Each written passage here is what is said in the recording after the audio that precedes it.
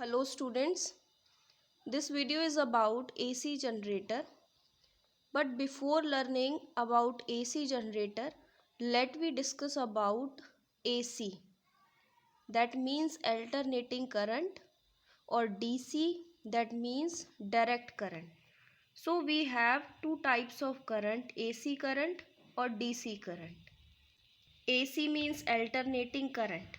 So students, alternating current वो होता है जिसकी direction after a certain fixed interval of time, कुछ टाइम पीरियड के बाद जिसकी डायरेक्शन, करंट की डायरेक्शन चेंज हो जाती है। लेट ये ज़ीरो से लेके t/2 टाइम तक हमारे पास करंट की वैल्यू पॉजिटिव थी, लेकिन t/2 से t टाइम के लिए करंट की वैल्यू हमारे पास आ गई negative.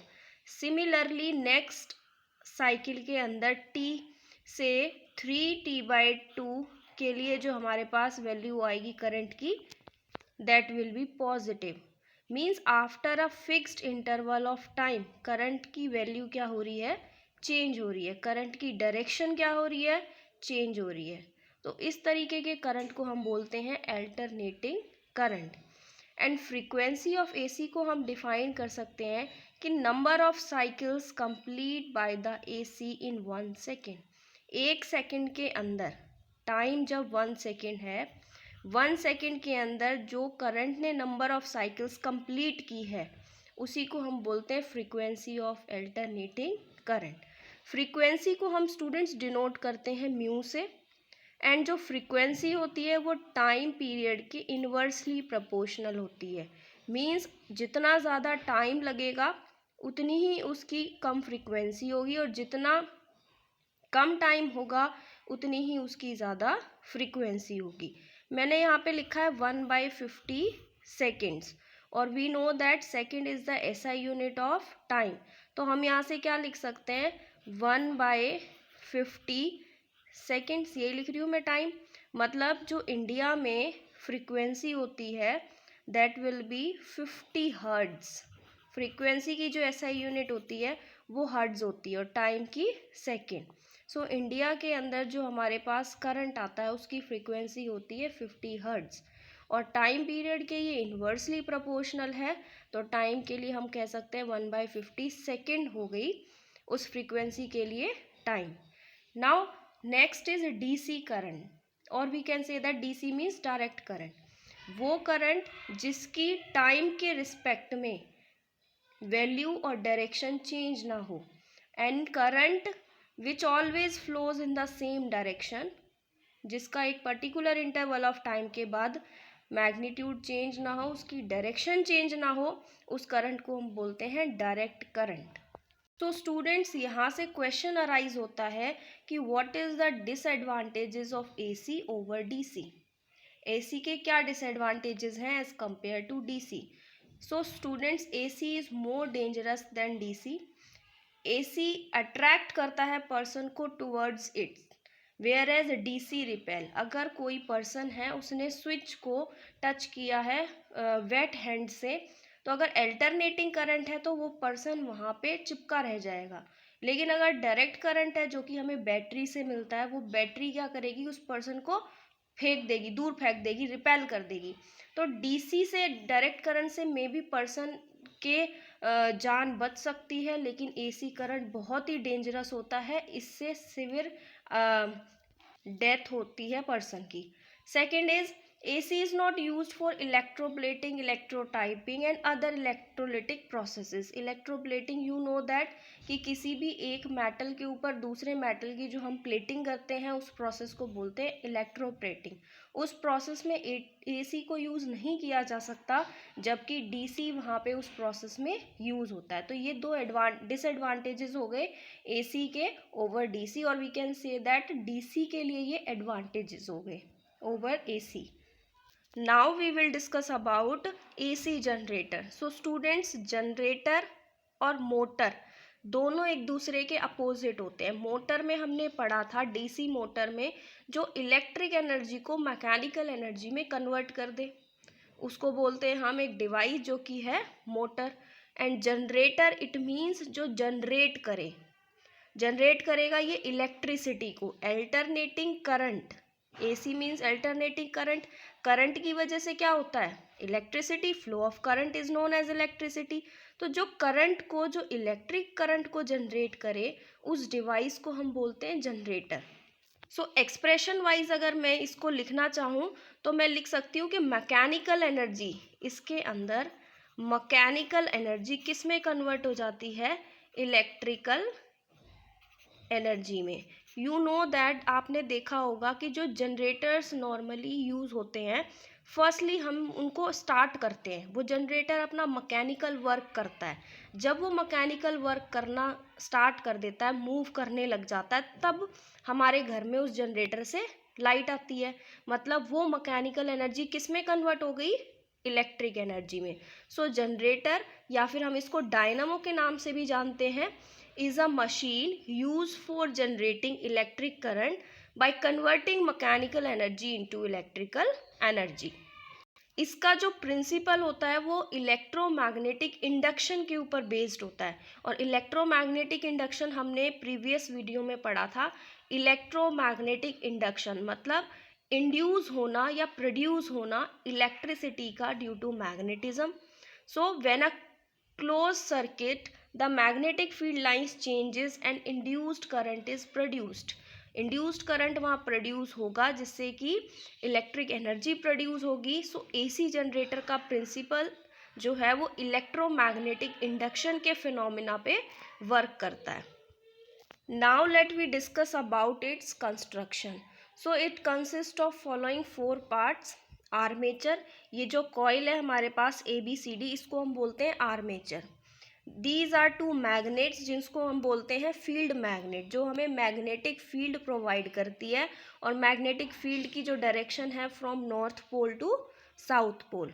These are 2 slip rings. हमने जब मोटर का डिस्कशन किया था तो हमने वहाँ एक ही रिंग को 2 पार्ट्स में कट करके यूज़ करा था, और जिसको हम बोलते थे स्प्लिट रिंग। स्प्लिट रिंग का काम होता है आर्मेचर में करंट की डायरेक्शन को रिवर्स करना, लेकिन एक्सटर्नल सर्किट में करंट की डायरेक्शन सेम रखना। लेकिन अल्टरनेटिंग करंट में क्या है कि एक पर्टिकुलर इंटरवल ऑफ टाइम के बाद करंट की डायरेक्शन चेंज हो रही है, बोथ इन आर्मेचर और एक्सटर्नल सर्किट में भी चेंज होगी। देखो यहाँ पे टुवर्ड्स राइट है, यहाँ पे करंट की डायरेक्शन लेफ्ट है। So we use slip ring. So slip ring का काम होता है करंट की डायरेक्शन को चेंज करना आर्मेचर में भी और साथ में एक्सटर्नल सर्किट में भी। These are 2 B1 and B2 brushes, और ये ब्रशेज फ्लेक्सिबल मेटल प्लेट्स के बने होते हैं या फिर कार्बन रोड्स के, और इनका काम होता है कि इन स्लिप रिंग के साथ एक्सटर्नल सर्किट के को कनेक्ट करके रखना। दिस इज़ अ गैल्वेनोमीटर, जो कि कितना जो कि करंट की प्रेजेंस को डिटेक्ट करता है, नॉट अमाउंट ऑफ करंट, और we can say that magnitude of current. सिर्फ करंट प्रेजेंट है या फिर नहीं, उसकी प्रेजेंस को डिटेक्ट करता है। And we know that generator एक ऐसा डिवाइस है जो कि मैकेनिकल एनर्जी को इलेक्ट्रिकल एनर्जी में कन्वर्ट करेगा। मीन्स हम इसके अंदर करंट की डायरेक्शन करंट की डायरेक्शन को फाइंड आउट करेंगे। सो मैकेनिकल वर्क मीन्स ये कॉइल ऑलरेडी रोटेट करेगी, इसको हमें axis of rotation means rotate कराना होगा, जिसकी वजह से हमारे पास एक्सिस ऑफ रोटेशन है, इसका मोशन भी पता होगा, मैग्नेटिक फील्ड की डायरेक्शन भी पता है, north pole to south pole, and induced current जो कि इसमें प्रोड्यूस्ड होगा, प्रोड्यूस्ड करंट की डायरेक्शन को फाइंड आउट करने के लिए हम फ्लेमिंग्स राइट हैंड रूल का यूज करेंगे। और फ्लेमिंग्स राइट हैंड रूल क्या कहता है, according to which all the 3 fingers of right hand, first finger, middle finger and thumb, ये तीनों हमारे परपेंडिकुलर होने चाहिए एक दूसरे पे, मतलब ये 90 डिग्री का एंगल बनाने चाहिए, जिसकी वजह से हमें निकालना है induced current. So first finger gives the direction of magnetic field, thumb gives the direction of motion of the armature, and this middle finger gives the direction of induced current. So now let we discuss about its working and direction current की हम find out करेंगे Fleming's right hand rule से। So students, working हम discuss कर रहे हैं, तो late we suppose that ये जो आर्मेचर है हमारे पास ABCD, armature is rotating anti clockwise direction. ये एक्सिस ऑफ रोटेशन दे रखा है आपको, एंटी क्लॉकवाइज डायरेक्शन मतलब ऐसे रोटेट कर रही है। इसका AB जो आर्म है वो इनवर्ड जा रहा है, इनवर्ड फोर्स लग रहा है, और BC आर्म के ऊपर आउटवर्ड फोर्स लग रहा है, क्योंकि एक्सिस ऑफ रोटेशन हमें ये दे दिया। तो ये आर्मेचर ऐसे मूव कर रही है। और मैग्नेटिक फील्ड की डायरेक्शन हमें पता है, that is north pole to south pole. So apply करेंगे हम Fleming's right hand rule for finding the direction of induced current in the armature in the circuit. So हम AD फेस के ऊपर firstly Fleming's right hand rule apply कर रहे हैं। Magnetic field की direction है नॉर्थ से साउथ, जो कि हमारी ये फर्स्ट फिंगर देती है। तो this is the direction of magnetic field. Axis of rotation इस ऐसे एंटी क्लॉकवाइज मूव कर रहा है, तो मतलब AD फेस जो है हमारा, इसके ऊपर अंदर की साइड फोर्स लग रहा है, तो ये थंब हमारा इनवर्ड रहेगा। This is direction of magnetic field. तो इस AD फेस के अंदर जो इंड्यूस्ड करंट की डायरेक्शन होगी वो कहाँ होगी, डाउनवर्ड, डाउनवर्ड होगी। It means AD current, AD arm के अंदर जो करंट की डायरेक्शन आ गई वो आ गई A to D और डाउनवर्ड। सो इस तरीके से करंट हमारा मूव करने लग जाएगा, और जो करंट की डायरेक्शन होगी गैल्वेनोमीटर उसी डायरेक्शन में डिफ्लेक्ट करेगा। तो करंट की डायरेक्शन टुवर्ड्स राइट इस तरीके से है, तो गैल्वेनोमीटर का जो डिफ्लेक्शन है वो भी करंट की डायरेक्शन के साथ ही है, पैरेलल ही है। अगर इसमें करंट की डायरेक्शन डाउनवर्ड है तो ऑब्वियसली इसमें करंट की डायरेक्शन अपवर्ड फाइंड आउट होगी। यूज करके देख लो Fleming's right hand rule.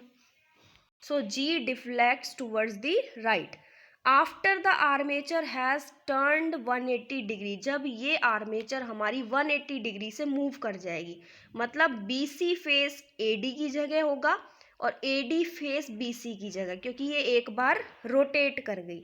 It occupies the position जो कि इस डायग्राम में है, that is BC and AD। इसकी जो पोजीशन होगी आर्मेचर की वो इस तरीके से होगी, ठीक है। और एक्सिस ऑफ, इतना ध्यान रखना, axis of rotation after half rotation मतलब 80 डिग्री से मूव करने के बाद हम चेंज नहीं कर सकते। जो एक्सिस ऑफ रोटेशन पहले थी वही एक्सिस ऑफ रोटेशन अब होगी हमारे पास। So for finding the direction of current we again apply Fleming's right hand rule. So AD face, जो AD फेस में हमने पहले फ्लेमिंग्स राइट हैंड रूल लगाया था, सेम अब AD फेस पे दोबारा राइट हैंड रूल लगाएंगे। तो this is the direction of magnetic field north से south, this is the direction of motion of armature. So AD face में अगेन जो डायरेक्शन होगी इंड्यूस्ड करंट की वो कहाँ होगी, डाउनवर्ड। सो डाउनवर्ड होगी, इट मीन्स करंट का जो फ्लो होगा इस तरीके से होगा सर्किट में, and galvanometer deflects in the direction of current. तो अब जो करंट हमारा एंटी क्लॉकवाइज मूव कर रहा है, क्लॉकवाइज मूव कर रहा है, तो गैल्वेनोमीटर की डायरेक्शन भी उसी के साथ होगी। तो आप देख सकते हो कि 180 डिग्री रोटेट होने से पहले गैल्वेनोमीटर टुवर्ड्स राइट डिफ्लेक्ट कर रहा था, और 180 डिग्री रोटेशन होने के बाद गैल्वेनोमीटर लेफ्ट में डिफ्लेक्ट कर रहा है। इट मीन्स कि after a fix interval of time the direction of current is change. और जिसके लिए हमने स्लिप रिंग्स का यूज़ किया, अगर यहाँ हम स्प्लिट रिंग का यूज़ करते तो एक्सटर्नल सर्किट के अंदर करंट की डायरेक्शन चेंज नहीं होती। सो एक्सटर्नल सर्किट के अंदर भी डायरेक्शन करंट की चेंज है।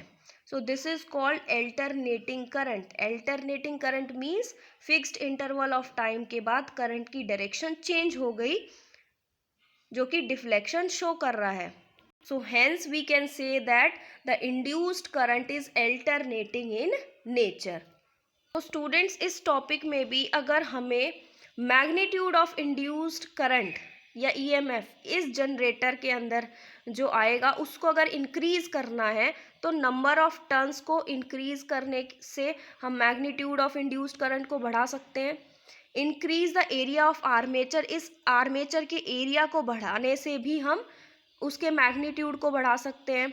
अगर स्पीड ऑफ रोटेशन को हम इंक्रीज कर दें तो उससे भी मैग्नीट्यूड ऑफ इंड्यूस्ड करंट हमारा इंक्रीज हो जाएगा। And strength of the magnet means बड़े बड़े मैग्नेट्स को प्लेस कर दिया जाए, उससे भी इंड्यूस्ड करंट का मैग्नीट्यूड इंक्रीज हो जाएगा। So this is all about alternating current generator, और we can say that AC generator.